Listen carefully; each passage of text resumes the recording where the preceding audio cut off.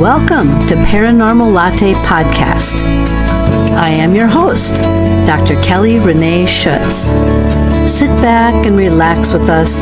Grab yourself a really good drink. Spend an hour and let's delve into a world of chatter about the mysteries of the unexplained. Whether you are a skeptic or a believer makes no difference.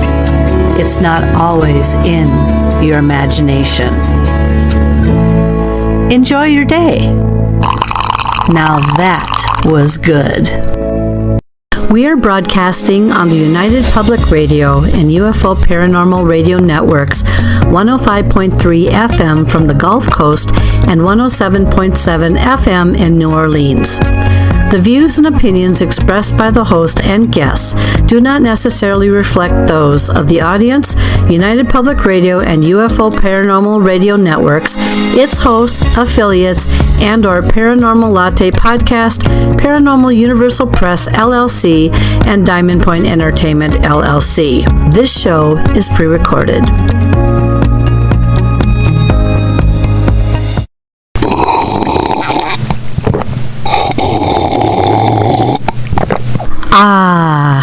Now that was good. Good day, everyone, and thanks again for listening to yet another episode of Paranormal Latte Podcast. My name is Dr. Kelly Renee Schutz. I am the host and the producer of this show. Today we have with us Josh Morris. He is quite a seasoned investigator, and he has been known in the field for a very, very long time. So why don't we learn just a little bit more about him and run that introduction on him. Please welcome Josh Morris. My featured guest is Josh Morris. Josh has more than 25 years of experience in the paranormal field. He is a seasoned researcher, investigator, and storyteller. In the early 2000s, he co-founded the team Bumps in the Night, which quickly gained recognition after ghost hunters asked them to handle preliminary residential cases in the Florida Panhandle. From that moment, Josh and his team dedicated themselves to helping families cope with unexplained activity. In 2019, he added author to his title with the release of My Paranormal, A Guide to Spirit Realms, which has sold internationally in both paperback and ebooks.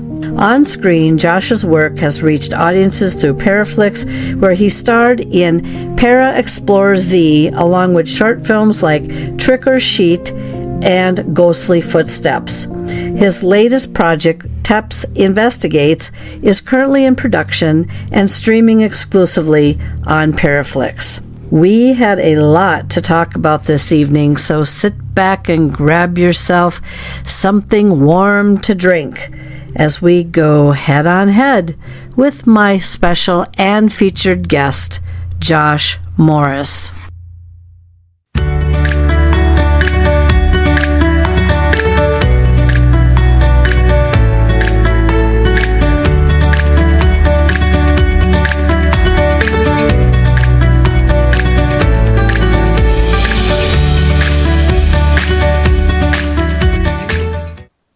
Well, good evening, Josh, and thank you so very much for being on the show today. Hello. Hey, how's it going? Oh, it's so nice to see you again.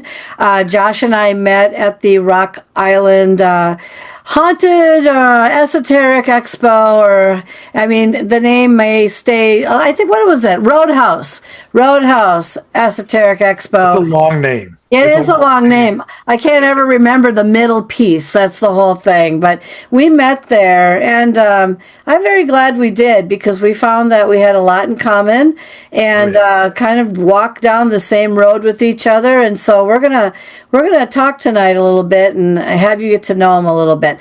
So, Josh, the very first thing I want to start out with, of course, is tell everybody, even though we had a great introduction on you, tell everybody a little bit about yourself, where you're at, and we'll go from there. Oh yeah, absolutely. And again, I appreciate you letting me be here.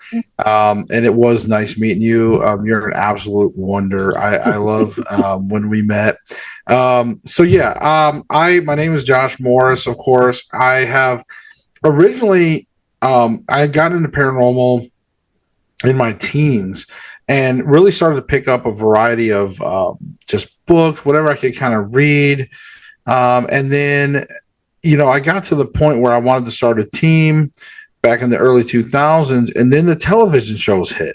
Mm-hmm. So one of the first shows that was out there was a show called Ghost Hunters, and from the team TEPS. And we were fortunate enough to be contacted to do preliminary investigations for the show. So that was a huge thing for us. We're like, oh my God, we had just started as a team. And so it was amazing to be able to go out because, you'd contact these clients and they would just think you're from the show because that's where they submitted their information to. Mm-hmm. So you got treated like royalty a lot of times. And it was really cool to go there, investigate these places, and then report back to the case manager, which was Donna LaCroix back then, for TAPS. So, but that's where I got my start in there. And then over the years, in these last really like 30 years altogether that I've really been involved in paranormal, it's just been, a lot of investigations, going out there. And then in this last 8 years, I started doing a podcast called The Everything Paranormal Show. And then I ended up getting with PARAFlixx about, 4 or 5 years ago when they first started. And I had an original series called Para Explorers. I also ended up writing a book. Shameless plug, but my book, there I wrote a book, and I didn't really set out to be an author, which we can talk about later, but I just had to I couldn't make a long enough video for all my theories. So I was like, well, I'm gonna have to write a book. So I wrote a book that became an international seller. And just like I said, I've just been kind of around doing things, and I try to take more of a mentorship role nowadays with other teams, other younger teams. I'm getting to that age. Mm-hmm. So now I do have a regular original series on PARAFlixx called TEPS Investigates. I also have YouTube and all that stuff, but it's just really brought my career to where it's just I can work with a lot of people and play that mentor role now. Yeah, I can relate to you. I have seen myself also evolve over time as well. I mean, I was just the individual going through a lot of experiences and wrote my first book. Now that's turned into 12 books, and I've been on some films with some of the situations that I've been through that are very dramatic, and I don't know. I find it interesting. It's an interesting, I don't know if we want to call this a field. The phenomena that we go through, sometimes I'm not even sure on my own behalf what I'm always experiencing, but we'll talk a little bit about your thoughts on that as we move along here. So when you go back in time, how old were you, and what did you have an experience? And then is that what started you, not necessarily out, but brought in some of that curiosity, and then you wanted a little bit more to see what happened and when, how old were you? Right. Well, I think there was a few different incidences, and again, I do actually lay them out in the beginning of my book. My book is kind of like the first kind of maybe third is like autobiography, and then the rest is like theory. Mm-hmm. Again, I'm not trying to play my book, but what I talk about in there is that there was these particular moments throughout my childhood and teenage years and things like that ended up pushing me into that. So to answer your question for sure is probably when I was a kid. I'm not sure about the exact age. I mean, it was old enough to be conscious enough of things, maybe 10, 11, 12 years old. But my grandparents, I was raised by my grandparents, and they had an old farm that they would use for hunting. It was 80 acres in Michigan. It was in the middle of nowhere. Mm-hmm. And so this farm, there was no running water, no electricity. We used to use the outhouse. Mm-hmm. We had wash basins. It was old-fashioned living. Whenever we were there, it was old-fashioned living. So it was really cool as a kid. It was fun. Mm-hmm. And But we would lay there at night sometimes, and I would be in my bed, and they were like in the same room because it's a very small farmhouse, and they were in their bed, and I was in like my little single cot thing or whatever. Mm-hmm. And you could literally hear a couple people talking, walking around the house, and you could hear their conversation. But the funny thing is that there would be snow on the ground, and you could hear the footsteps. You could, and at first, when I remember when I was really young, my grandma would wake up my grandpa, and she'd be like, "Walter, you need to go out there. Go.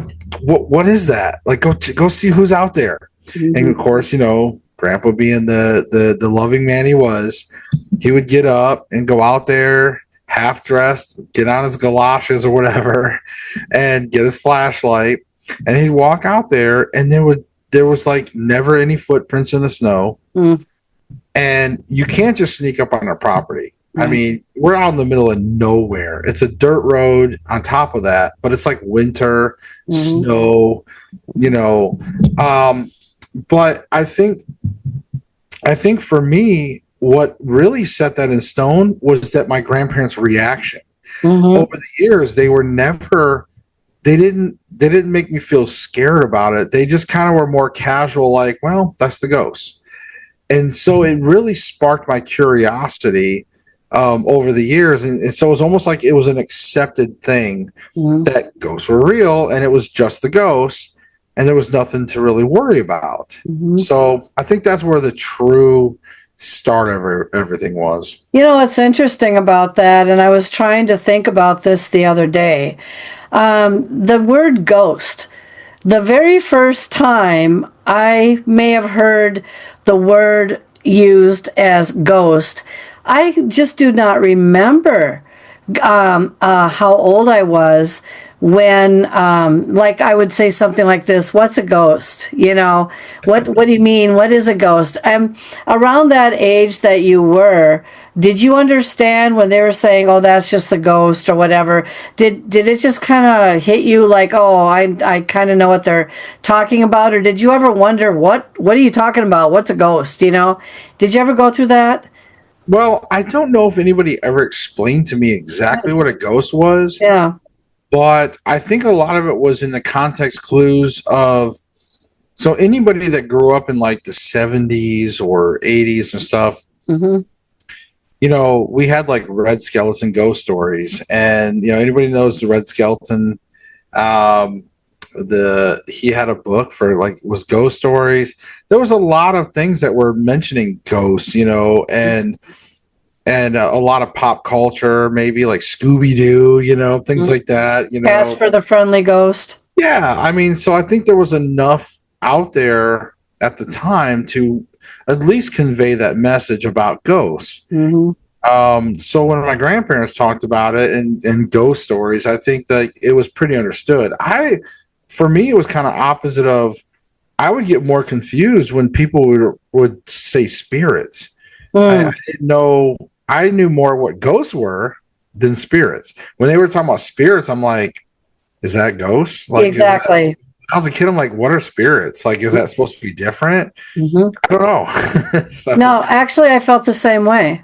Because I don't even know when that came in, or if somebody was just trying to title something differently and it just stuck and kind of went viral, with people, and that's that. But is there really a difference between a ghost and spirits?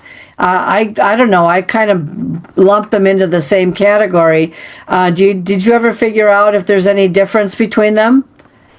I tend to use spirit as a little bit of a catch-all at times now, but I think if I had to categorize them, I would say that ghosts are more human.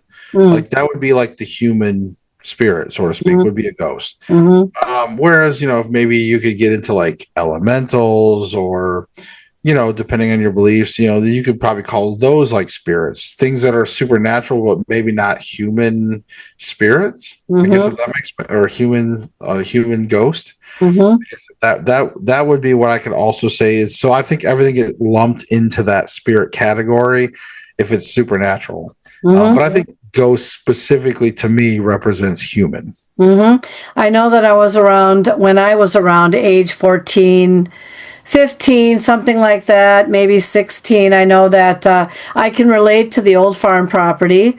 My grandparents had one out in the rural area, and it was Dutch colonial, so it looked a little spooky. But they built it from ground up and all that. But I used to sit and watch, sitting in the car when my dad would have to go to talk to them for whatever reason. I would be sitting there trying to see something visual, even translucent. I would have been happy with, but not ever anything solid though, because solid to me would have confused me. More translucent. When you're on it was your grandparents' farm, right? Was that it? That the farm? Yeah, it was like a farm. We called it we would refer to it as the farm. The farm. It had like a barn and outhouse, and it was technically an old farmhouse. Mm-hmm. Were you ever looking for something visual?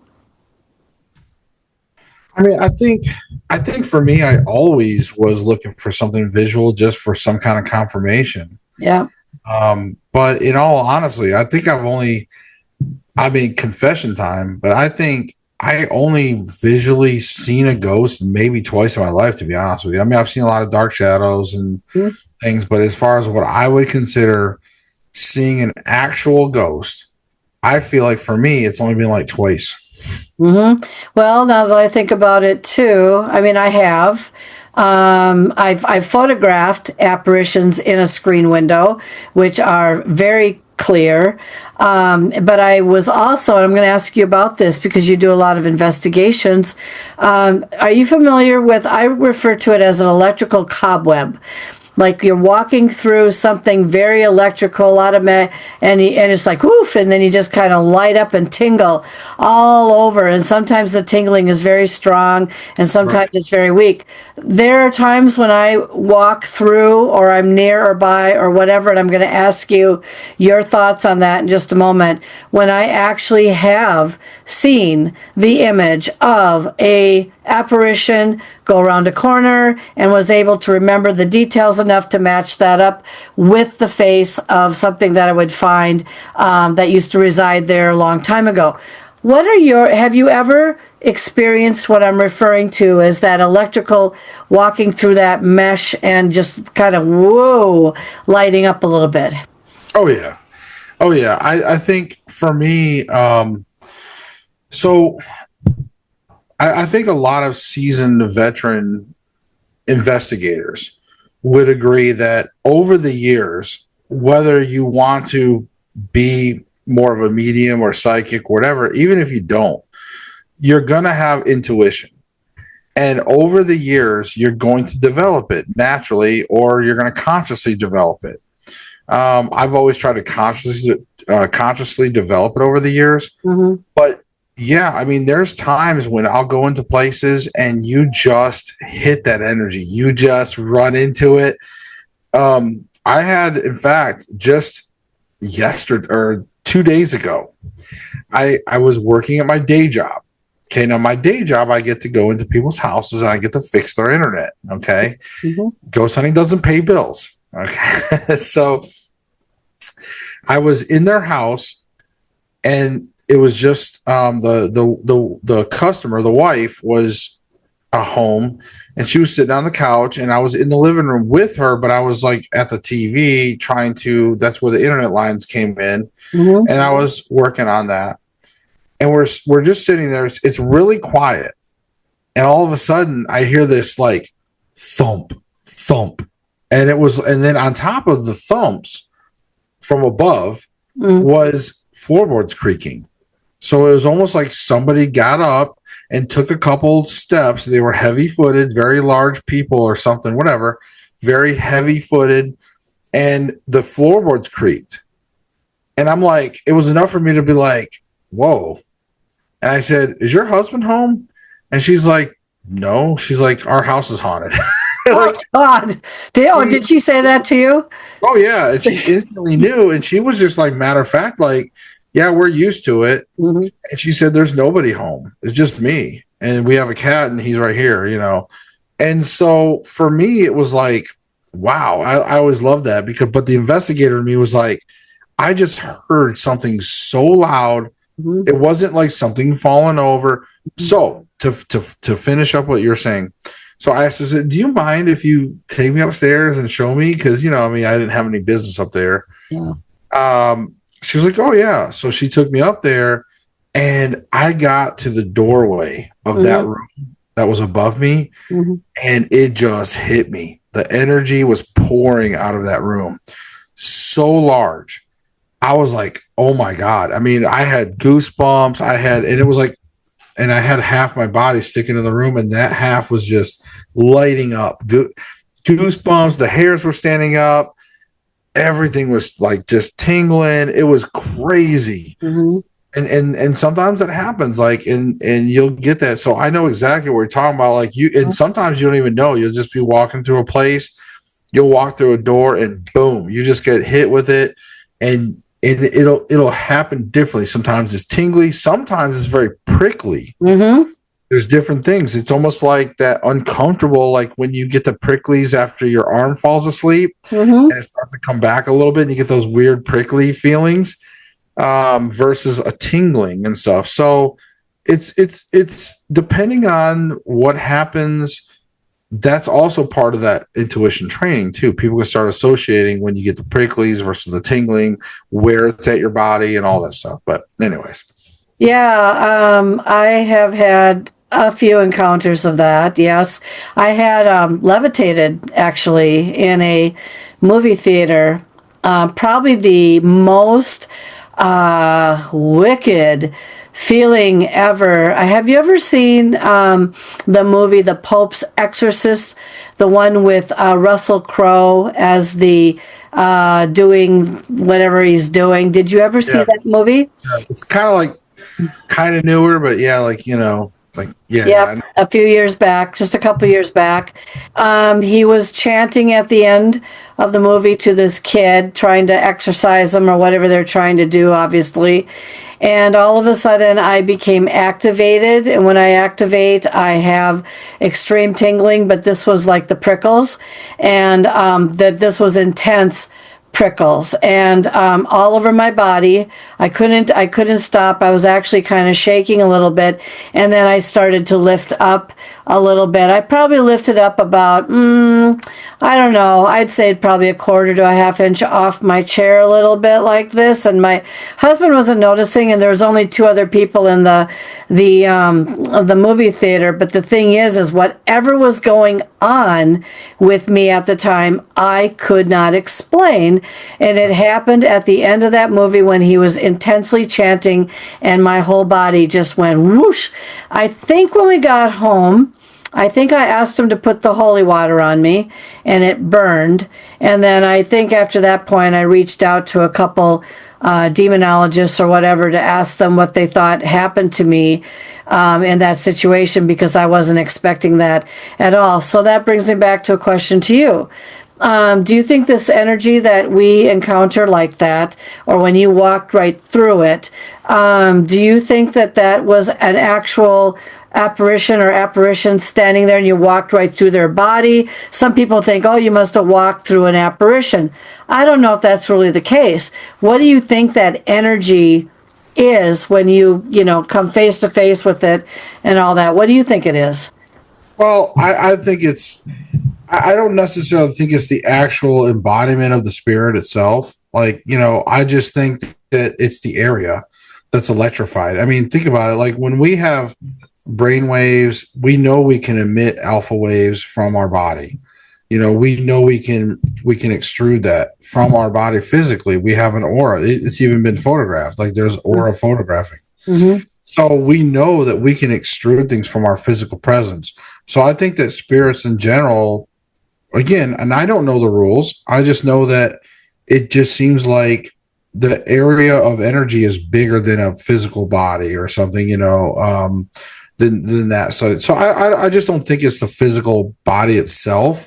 But when you get in that area, that room, or sometimes even the whole house, some areas just have that energy, and it's amazing. And yeah, I think there could be some concentrated parts where you could probably identify spirits in those areas, but no, I think when you hit that energy, it's just that barrier, that that circumference of that energy. Do you think that it's possible to have residual energy that can elicit a similar type of experience versus an intelligent possibility of having an intelligent apparition, or whatever you want to call it, consciousness hanging about, also doing that? Do you think they would have different outcomes depending on what they are? Are you following me on that? No. I think you're right, and I think this is where an investigator would have to.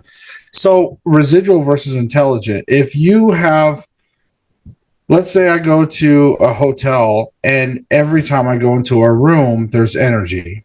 That's probably residual. Now, could that energy fade off and on? Sure. Because depending on, who knows, maybe moon cycles, maybe it comes and goes. Maybe the time of day, things like that. But if you consistently can get that energy to reoccur all the time, most likely, yes, it's probably residual energy. Mm-hmm. Now, intelligent, obviously, if you are moving around and it's following you or appearing in different places of the home, this is where an experienced investigator will be able to start to document these things mentally, and even if some people take notes. But mentally, as you go around homes, you can start to assess those and say, you know what? I've noticed that this energy seems to be moving around. Maybe it might be following one of my female investigators. Maybe it's following, a particular person.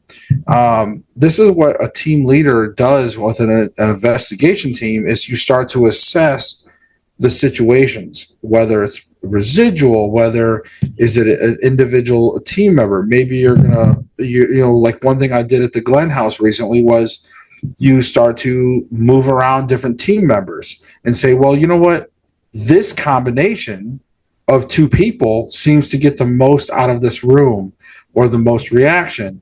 Or in one case, I had a room that didn't like a particular investigator because they had facial hair that reminded them of an abuser. Mm-hmm. So, but when I had a female with me, I got a lot more response because that female was like a motherly figure. So again, it's knowing the difference of the energies, whether they're moving around, whether they're following particular people, whether they're negative, responsive. There's a lot to assess but that's the difference between experienced investigators and lead investigators and not, is knowing where and how to assess all those situations so you can make the best investigation and extract the most information. Mm-hmm. Interesting. You bring up a good point here. I was just thinking as you were talking, how many investigations have I actually participated in? I think one, and it was with too many people. And so when you have too many people, at least from my perspective, I think that can water down or can also affect possible results. I know that I'm a beacon, so it seems like something is going to show to me at some point in some way. So my question to you is, how many people, since you do a lot of investigating, how many people do you think is too many, or what do you think is the right amount, or how do you divide them up, or what do you do? Because I just know that I attract everything, so I don't really do a lot of investigations. Sure. No, that's a good question. And I think, so it comes down, I really do believe it comes down to just experience as well. It just takes time, because I wasn't always a decent leader. I wasn't always good at doing things. But now I've gotten through all of the investigations.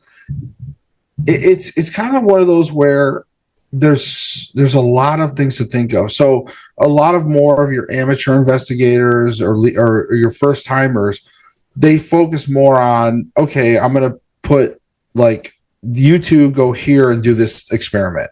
and then they just hope that they get something.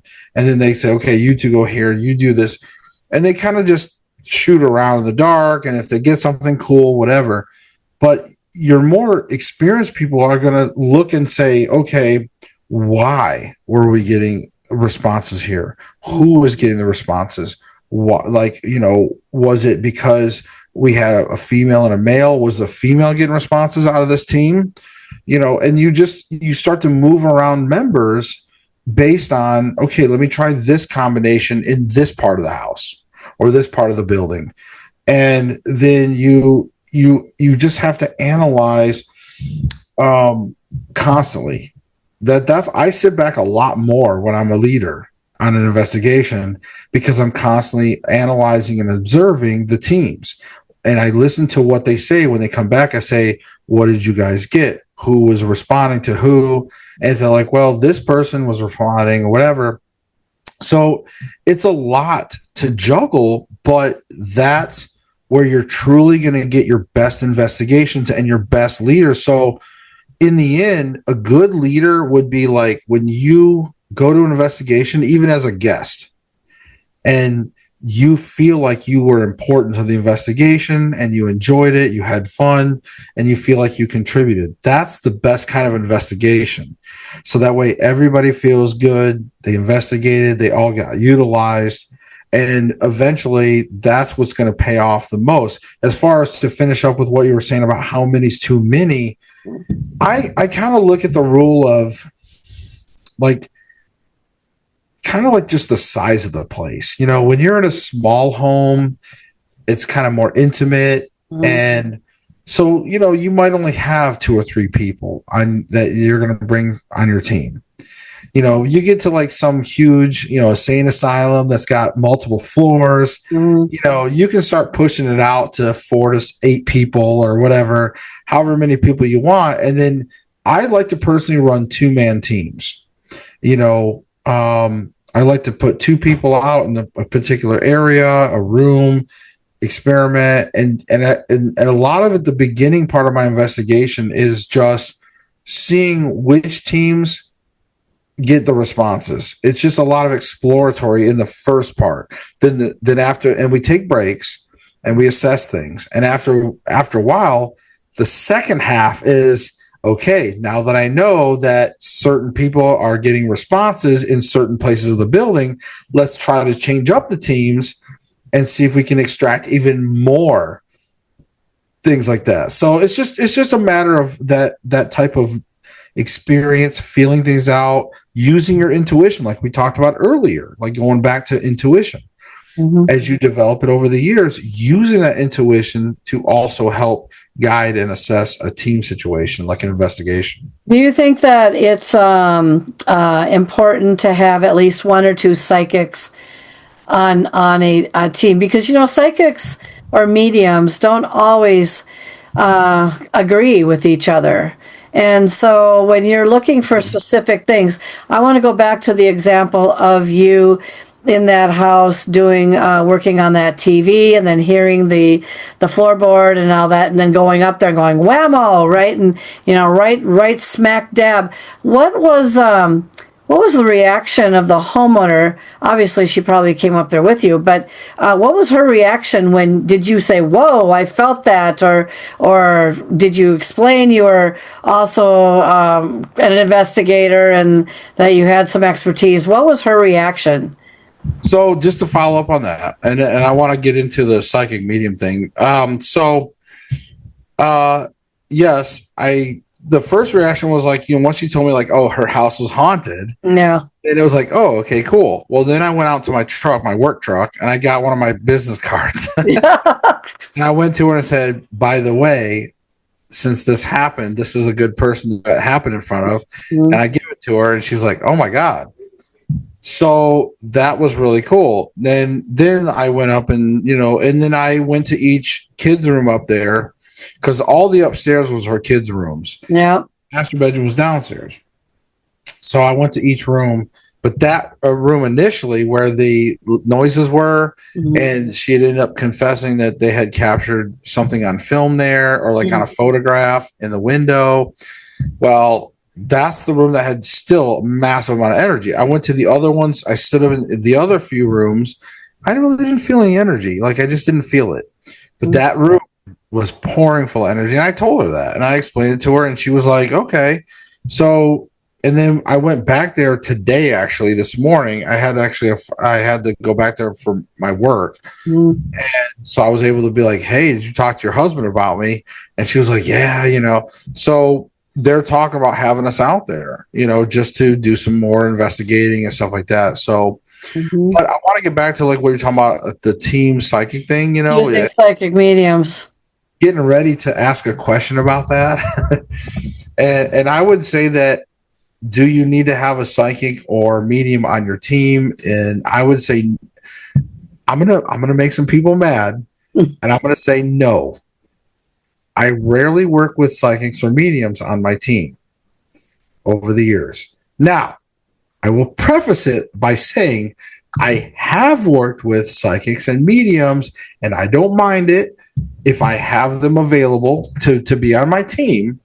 Then the way I treat them this is the way I treat all mediums and psychics. I will exclude them from any pre-briefing knowledge. Be in the dark. Right. And I will let them go in and do a walkthrough. A lot of times I will film it. I will go in there with them and I will film a walkthrough with them. And I will let them feel out everything. And the way I look at it is, I don't think it's black and white. I don't think a medium or psychic is going to go into a place. They might pick up on something that the homeowners or me or something we can't validate. I can't just say, oh, you're wrong. Like if they say, oh, well, I'm getting this, but then I know that the activity is in a different room, that doesn't mean they're wrong. But I give them a chance to go through, do all that. And then we do the investigation.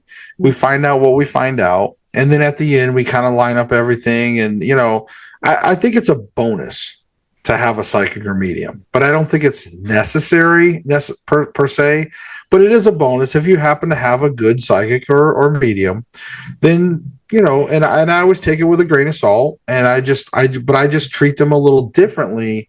And I don't like to give them any information. A lot of them don't want it. They really don't. And then, like I said, we'll just go through and then we'll compare notes at the end and see where everything lies. All right, here's one for you. The favorite topic of them all, or the debate of them all, children. Children, some people say, oh, they're little demons in disguise. Children, oh, that's not really a child, it's something else. Oh, it is a child. Oh, gee whiz. Oh, I feel vulnerable right now. Oh, I feel sorry for the child. I know that with all of your investigations, you probably have encountered children or a child or whatever. And how did you conclude that the child was or was not some type of a trickster or whatever? Take it from there. Well, I'll just say this. I don't trust any ghost. I tell everybody, I tell all my team, take everything with a grain of salt. Okay? Don't ever believe any spirit, even if they seem like they're your grandmother. Just be open-minded. Like, okay, I don't like, let's say I had the opportunity to investigate Graceland, right? Yeah. When I run the spirit box, does that mean I'm going to go, Elvis, is that you? I hate that, because I've been in so many homes. Like, I don't care who it is, whether you're in Lizzie Borden's place, whether you're in Graceland, whether you're in the Winchester, it doesn't matter. Like, you can't assume who you're talking to. There's so many times over the years where the people I talk to have nothing to do with the famous history of there. When you're there, you stand out as a beacon in the darkness. Spirits are going to come to you. And it doesn't matter how famous the property is. Okay, you could be in Graceland and not talk to Elvis. You could just be talking to somebody that got killed down the road in an automobile accident. Okay, But it drives me crazy when I see people, other investigators that are like, you see them on their thing, and as soon as they start talking to somebody on a spirit box or whatever at a location with a known famous person, they automatically assume that they're talking to that famous person. But I bring that up in because children are often the same thing. Mm-hmm. Children, spirits, you cannot take them for their word. You cannot. Yes, it's nice. I've seen where I had a family that got on the dowsing rods. They talked to their deceased mother. They confirmed a lot of specific questions, and it was a beautiful moment. They had closure. Does that mean that they really talked to their mom? I don't know. But they got closure from it. Mm-hmm. So who am I to say yay or nay? Mm-hmm. But again, those moments will happen, but then there's other moments where it don't seem to line up. And so I've just learned over the years, all these years, talking to many, many spirits, just don't take it as truth. Don't take it as word, as gospel. Yeah, I've done, I use a word. It's not an Ovilus. I can't remember. I use a program with a word bank. And I've gotten to know my equipment very well. I use a K2 meter. I can usually tell if it's an intelligent hit or something after ruling out, of course, anything electrical that might be going through the room or whatever you might be picking up on, that kind of thing. So once someone gets to know their equipment pretty well, you know whether or not you might be hitting on an intelligence something or maybe whatever. How do you feel with the equipment that you use? Have you bonded enough with it where you can kind of tell that it's giving you not results, but giving you explanations, or not even explanations, but something that leads in the direction that you might be hitting something intelligent?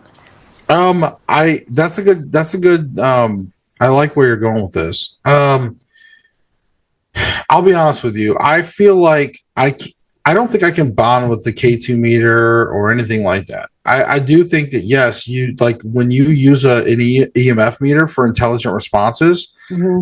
you kind of can tell versus mm-hmm. when you're checking things out and you kind of know if there's hot spots, the base readings. Yeah. So there's a way to use it for sure.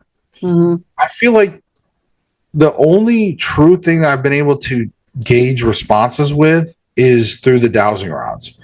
Because when I'm holding them and I've just got my hands tucked in, I'm just tucked in and I'm not moving them. But it's like I can feel the energies. I can feel the weaknesses. I can feel the strengths when they're stronger, when they're weaker. I can feel when the shift in energy, when a different spirit gets on there. So I feel like that's the only thing I've been able to feel attuned to. Mm-hmm. But also, I think even beyond that, this is kind of what I'm going to go back to, is that the intuition part of it. As you do this more and more and more, you're going to gain intuition. So no matter what equipment you use, you will actually feel certain things. You'll be asking questions on an EMF meter, and then you're going to just be like, "Are you a female? Can you light it up?" Mm-hmm. Like you'll just get things. You'll get things to where you just feel like you need to ask them. The intuition will be there. Like the spirits will sort of guide you a little bit, and sometimes you can ask certain questions because you'll feel like, wait a minute, because sometimes you're asking questions, you're not really getting anywhere, and then all of a sudden you'll feel something. You'll be like, wait a minute, were you murdered? Mm-hmm. It's like, boop, and it's like lights up. Like, what? Okay. And now you're in a new direction, So intuition plays a huge part in that versus, I think, bonding with maybe the equipment other than the dowsing rods. I do feel like with dowsing rods, I really do feel like because I think it's because I'm holding the rods, the energy. I feel that more, a more intimate connection. Mm-hmm.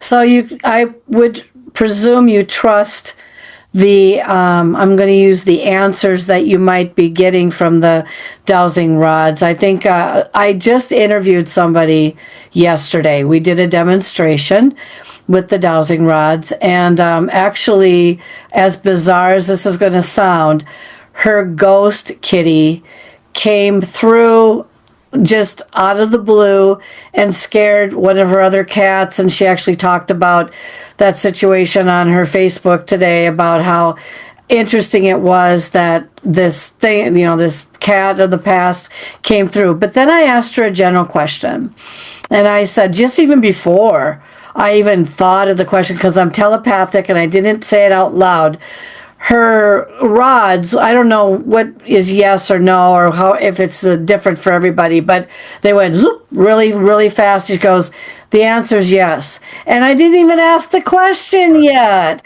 Usually when they cross, it's usually the yes. Yeah, it went like that. It was like whoop, like really like rapidly fast. And I thought, so that's a question I have to ask you, because I said, give me a second. I'm going to think of the question. I already knew the question, in my head. And all I want is a yes, no, or maybe, or whatever. And then just whoop, she goes, well, the answer is yes. But I didn't ask the question. So what's your take on that? Does something already know what you're thinking while you're getting these answers? What's going on here? Well, there's a bigger picture with the zeitgeist. I mean, like, there's a bigger world of spiritual activity. I mean, it's bigger than just our consciousness of when you and I talk and we're waiting to hear what the other person says, things like that. But you can also contribute it to when I guess the best way that maybe people might understand is whether you have a soulmate, whether you have somebody you really love, whether you have somebody that you've been around a while. But when you've been around a while, somebody or a long time, or a soulmate, your spiritualism sort of bonds and syncs up. And there's things that, like, all of a sudden you will know what they're getting ready to say. Mm-hmm. You will have those moments. And if anybody that can ever relate to that, mm-hmm. What you just experienced, mm-hmm. the world of spiritual connectivity. And so there's things that we think of, there's things in these spiritual worlds that are out there. And like, we've done experiments before where I even had a guy from Wisconsin, like close to your neck of the woods. Mm-hmm. We had him on dowsing rods over the internet, mm-hmm. live, and I did dowsing rods in my hand, and we were live, and we were asking questions, and we had both of our rods, doing the same things, span of 700 miles apart or whatever, over the internet. Mm-hmm. So there is a bigger picture out there. This is where you get into like remote viewing and astral projection. There is a psychic world out there, like an energy world. We're all connected on that energy plane. If you want to get deeper into it, you can say that the three main parts of most all of us is connected of spirit, soul, and body. The spirit is almost like if you want to think of it like it's what connects us to the earth network, the spiritual earth network, and it harbors the soul. Mm-hmm. And the spiritual body and the soul are so connected. Nobody can separate the spirit, body, and soul except for God. Now, I'm not trying to get into religion too much, mm-hmm. but God can separate the spirit, body, and soul. And eventually you can get like a heavenly spirit body, and that will connect you to the heaven spirit network. But we are all connected through that earthly spirit network with our spirit bodies right now. Mm-hmm. And so there is a certain degree of unsaid things that can happen, and you can get responses for. Interesting. Well, I was just so baffled, because it's just like, I don't know, what if the yes really should have been a no? I mean, that kind of thing. I mean, it's like, woo, everything's going great. And when her ghost cat showed up, which she talked about, and I have to review the tape to see if I was, but you could definitely see her cat just absolutely freaking out all of a sudden, and she goes, "Oh my goodness!" And it's like, and I was going to preface this with you too, and I forgot to tell you that usually on every interview that I do with somebody, something happens. So you and I are doing pretty good so far, and I don't know, maybe it's just because we're both, I don't know, but I haven't tried to let anything happen here. And my home's pretty secure. I do have a landing spot for ghosts here in this room, though. Oh, you do? Yeah. I view my house as like a stagecoach stop. Yeah. Like on the old stagecoach days. Yeah. Like my room, and I made sure my roommate's room is protected. Mm-hmm. Like our bedrooms are protected. That's when you're most vulnerable. Even a friendly ghost can sap your energy and things like that, and affect your sleep and affect your health. Because a lot of people are like, oh, I got a friendly ghost, I don't care, we don't mess with each other. You don't realize that can also mess with you too. But anyways. No, I'm going to add to that. So, I mean, I've had over 100 experiences. I've learned a lot in my time of doing this, and I have come to thinking, and I just talked about this on another show the other night. And the answer, or the thing that we were talking about was, if you know you have a ghost in your house, and it seems like a friendly ghost, do you just say, "You're welcome to stay here and take your shoes off and just stay out of my way," and whatever? Well, I could tell you stories about me offering my house to what I thought was a friendly ghost. Do they drain your energy? They can. Did this one either attract something? Because one night, and this was not sleep apnea, I never have had a situation, 3 nights in a row, whatever it was, tried to choke the heck out of me. And that's when the house went up for sale. And I said, don't follow me, but something followed me anyway. But so I'm going to ask you that question, because I have been marked. I have had portals, apparently, in some of my homes. I've been through a lot of different things. Let's whip her right back to you. You've been on these investigations. Mostly I hear, and I've had little scratchies in Zach Bagan's Haunted Museum on the back of my neck. But that's a long story. I shut that place down. Have you ever been scratched? Have you ever been choked? Have you ever been tossed and turned? I have been.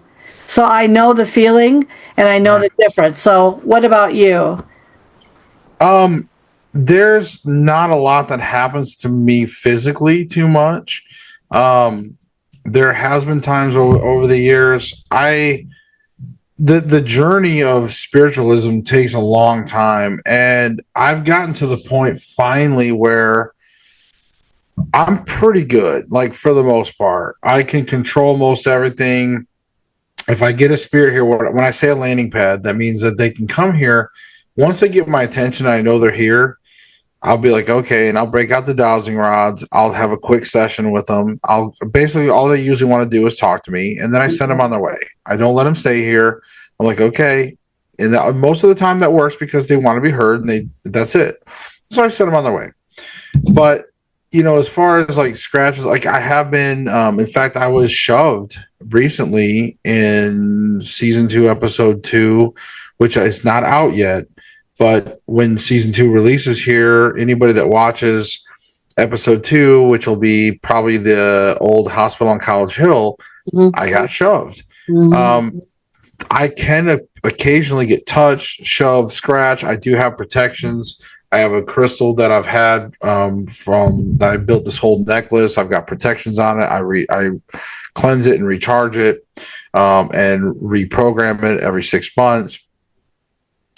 So, but it doesn't mean that I can't be touched or pushed. My protections are that they can't attach to me, so they won't go home with me, and that they can communicate. But scratching, pushing, these are all things that I don't fault the ghost. if that makes sense. Because, again, so many people are quick to assume that when they get scratched, when they get pushed, that it's a negative entity or that could be a demon or whatever. And what people don't realize is that spirits or ghosts, they don't have a physical body anymore. They're trying to communicate. They want attention. And they may scratch you just trying to get your attention, but it doesn't mean they're trying to hurt you. They don't have a physical body anymore. Like, you know, if somebody took away your physical body, how would you know how to walk? How would you know how to touch somebody? You know, again, you don't have a physical body anymore. So that's what I'm saying is, like, you have to always look at those situations. But yes, I have been touched, I have been grabbed, and I always try to look at and see, is that actually negative? Or is there a reason, you know? And usually by the end of the investigation, we'll usually figure something out. Why don't you tell people a little bit about, if they want to reach out to you, talk with you, get a hold of you, buy your book. Where's your book? Bring that book up again, would you? Yeah, where is it? All right, so this is My Paranormal, Spirit Realms by Josh Morris. Beautiful. You can find it on Amazon. It's available in multiple countries. But, you know, is it the greatest book in the world? No. But I never intended to be an author. Like, I have much respect for actual authors. I just knew that I had my theories, and I had basically, just to make a quick little story, I had this breakthrough on reincarnation. And once I kind of had this epiphany on reincarnation, then all my overall theories were sort of in place. And I'm like, okay, well, I wanted to just do a video, like a big video on paranormal theory. But it was going to be too big and too massive. And I'm like, oh man, I'm going to have to write a book. So it was almost like I had to write a book. So I set out and I took a year part-time and I wrote a book. Well, anyways, so it's okay. It's not the most scholarly read, but you know, again, you're going to get some autobiography, some stories, some other ghost stories, and you're going to get a lot of awesome theory with some citations from some of the Bible, some other ancient scripts.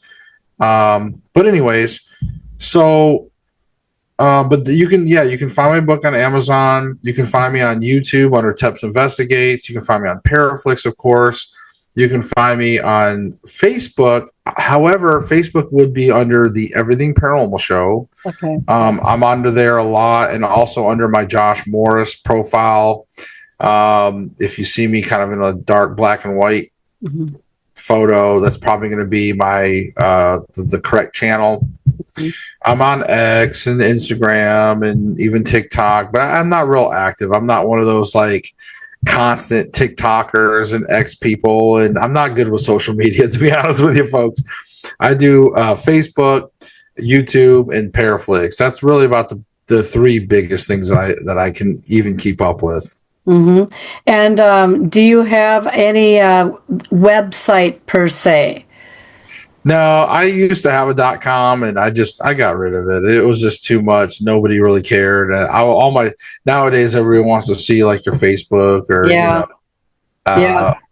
Instagram or whatever. So, well, I'll get this in the show notes, and so it'll be accessible for people from all realms here, including those listening to us on this show. But we will have you back.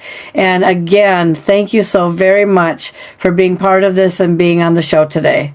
Oh yeah, my pleasure. And I really appreciate you having me. It's been so much fun. Thank you for watching and listening to Paranormal Latte Podcast. We have been broadcasting on the United Public Radio and UFO Paranormal Radio Networks, 105.3 FM from the Gulf Coast and 107.7 FM in New Orleans, as well as several listening platforms. The content, music, and creative sound effects as heard on Paranormal Latte Podcast are copyrighted and licensed commercially to Dr. Kelly Renee Schutz. Please do not reproduce in any manner without the express permission of Dr. Kelly Renee Schutz, Diamond Point Entertainment, LLC, Paranormal Universal Press, LLC, Paranormal Latte Podcast, and or any affiliated networks such as the United Public Radio and UFO Paranormal Networks. The opinions and information expressed by the guests, hosts, and sources as heard and seen on the Paranormal Latte Podcast are not necessarily those of Diamond Point Entertainment, LLC, Paranormal Universal Press, LLC, Paranormal Latte Podcast, and the United Public Radio and UFO Paranormal Networks, as well as their producers. Although the content of the shows may be interesting, the information and opinions within are deemed for entertainment purposes only. Subscribe to continue your enjoyment and interest, and thank you for making Paranormal Latte Podcast part of your day. Now that was good.